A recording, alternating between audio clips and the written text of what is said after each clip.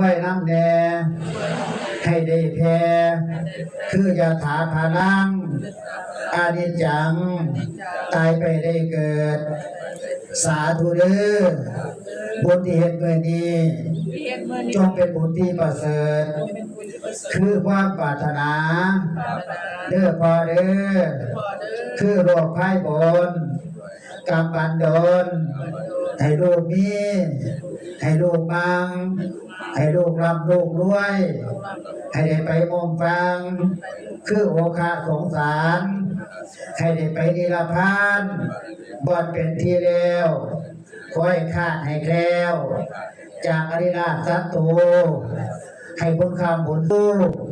ตายไปได้เกิดบุญเมื่อนี้จงเป็นบุญที่ประเสริฐคือความปรารถนาเด้อพอเด้อสาธุสาธุ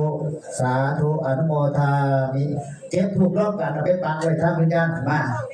เจ็บถูกรอบกันบริการนำฟัง